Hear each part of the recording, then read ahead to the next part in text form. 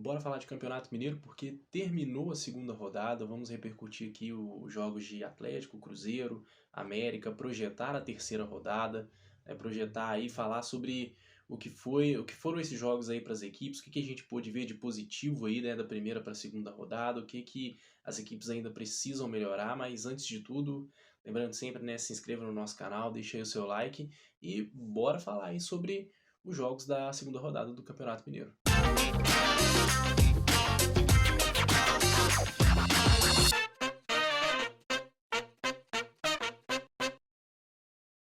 Bora começar então falando a respeito do primeiro jogo da rodada, que foi a partida entre Cruzeiro e Atlético.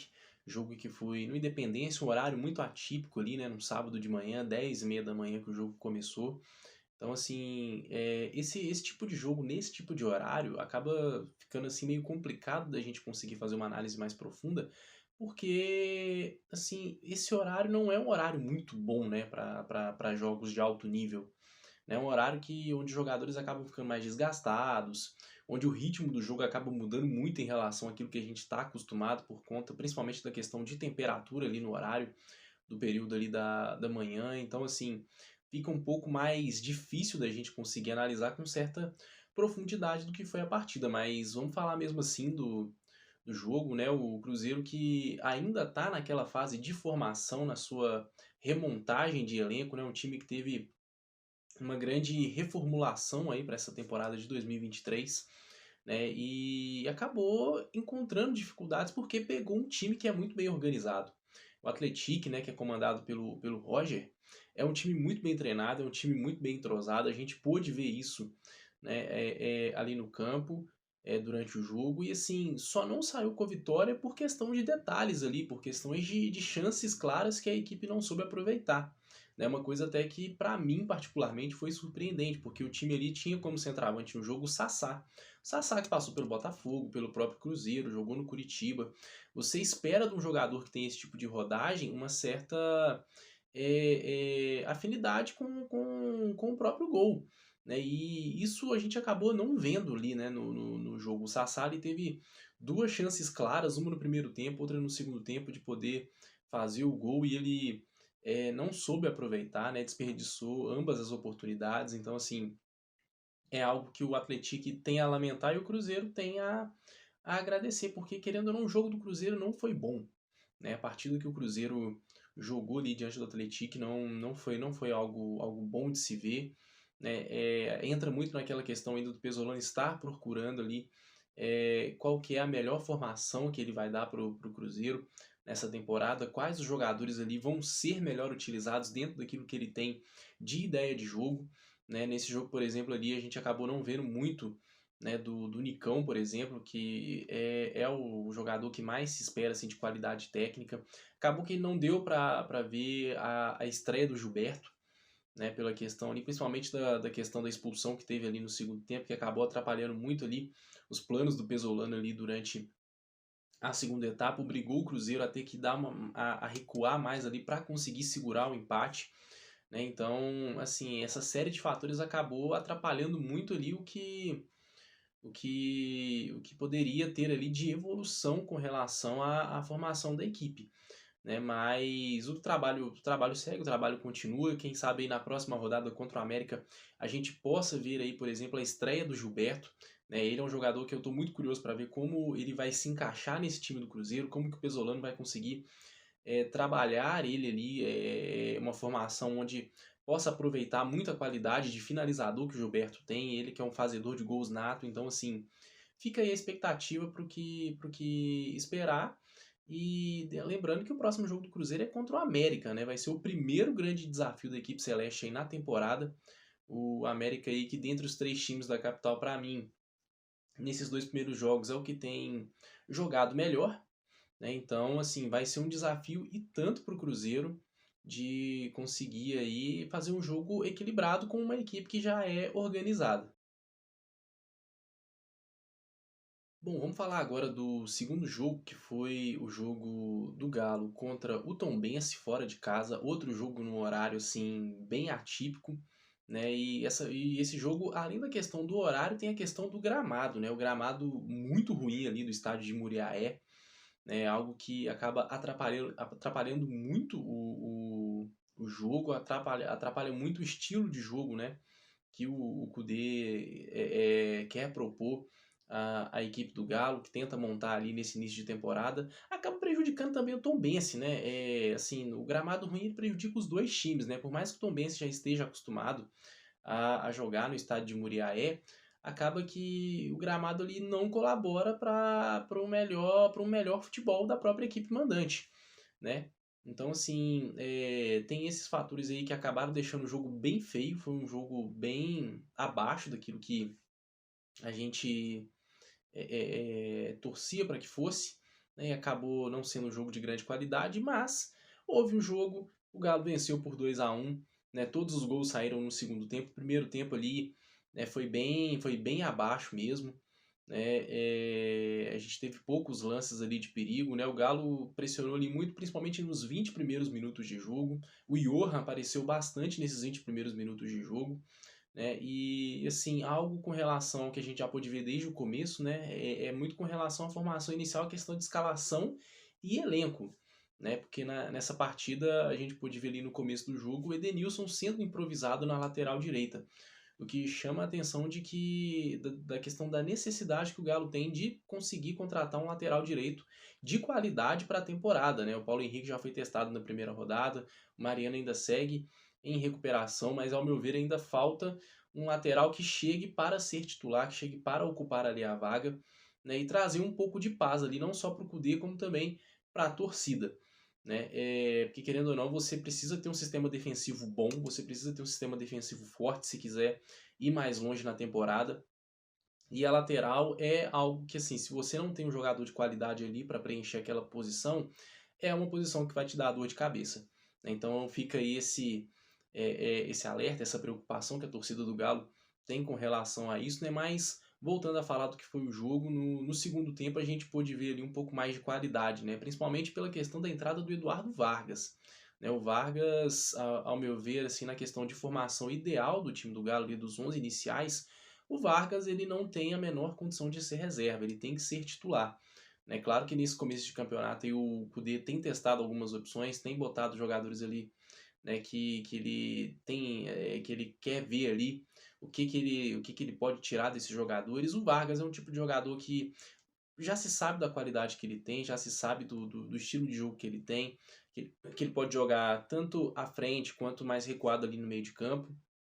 Mas é um jogador que, assim, vai ser muito importante nessa temporada, vai ser essencial para o time do Galo, e eu acho que, ao meu ver, ele tem que ser titular.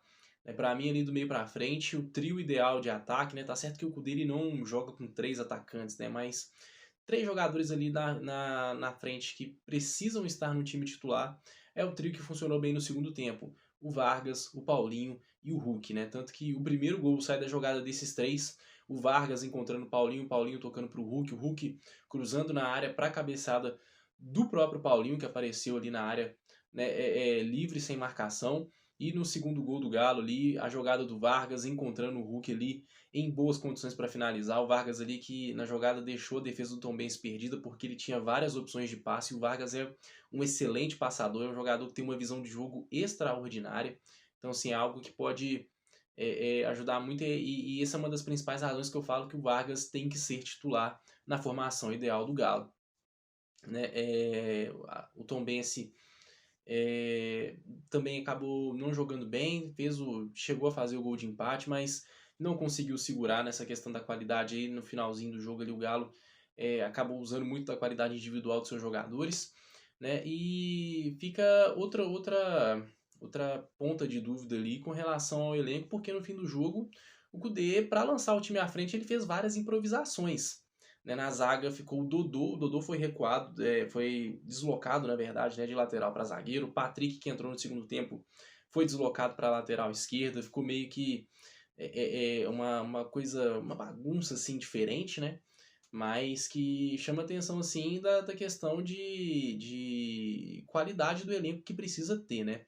Principalmente na hora de lançar o time à frente a ponto de não sacrificar o seu sistema defensivo, né? Mas o Galo venceu, né, no final das contas saiu com os 3 pontos aí muito importantes, porque com o empate do Atlético, o Galo assumiu a ponta de forma isolada do grupo A, está numa situação um pouco mais confortável, vamos dizer assim, e agora fica aí a expectativa com relação à próxima rodada, né, porque em tese a partida seria contra o Ipatinga, mas tem todo aquele imbróglio do Ipatinga com o Betim no STJD, aguardando uma definição. Então, até o momento a gente não sabe se o Galo vai jogar ou não aí na próxima rodada.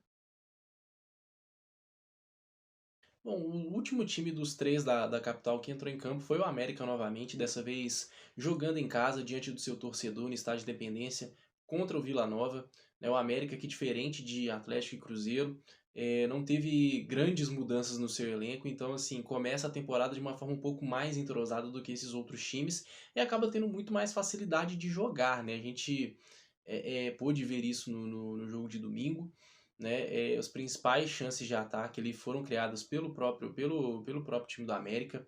Né? O Vila Nova, nas poucas chances que teve por conta de erros defensivos, né? Uma coisa aí que o Wagner Mancini precisa trabalhar aí nas próximas rodadas para que isso não se torne algo recorrente.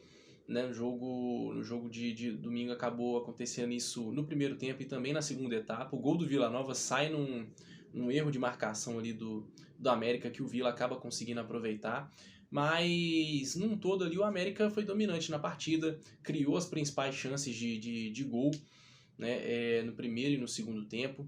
Né, tem ali na qualidade do Aloysio ali um excelente finalizador, mas mais uma vez o jogo de domingo mostrou muito da qualidade do Juninho. O Juninho que nesses 2 primeiros jogos aí entrou muito bem, foi assim, teve uma atuação espetacular assim no jogo contra o Pouso Alegre e no jogo de domingo contra o Vila.